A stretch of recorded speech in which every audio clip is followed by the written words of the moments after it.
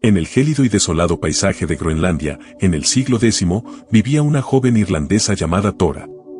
Había sido capturada por los vikingos en una incursión y llevada a la granja de Eric el Rojo, un poderoso cacique vikingo. Tora era una esclava, y como tal, estaba sujeta a los caprichos de su amo. Eric el Rojo era un hombre cruel y despiadado, y Tora sufrió mucho bajo su dominio. Fue violada repetidamente por Eric y sus hombres, y obligada a realizar trabajos pesados.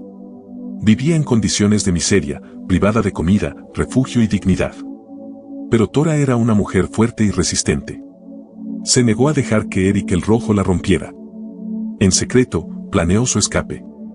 Una noche, Tora aprovechó que Eric el Rojo y sus hombres estaban borrachos y dormidos. Se escabulló de la granja y huyó al bosque. Vagó por el bosque durante días, hambrienta y asustada. Pero estaba decidida a escapar de su cautiverio. Finalmente, Tora se encontró con un grupo de cazadores vikingos. Eran hombres compasivos que se compadecieron de su difícil situación.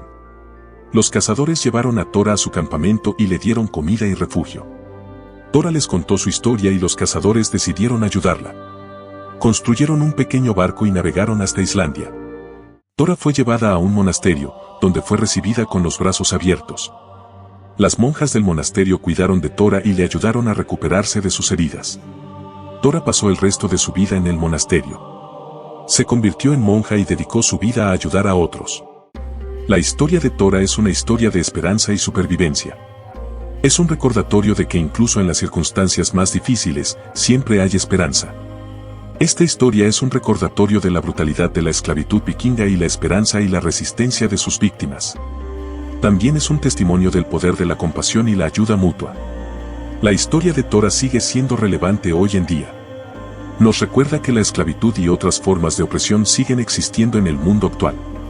Y nos recuerda que todos tenemos el poder de marcar la diferencia en la vida de los demás. Si te ha gustado el video, no olvides darle un me gusta y suscribirte para no perderte futuras historias emocionantes. Déjame un comentario para saber qué te ha parecido esta fascinante narración.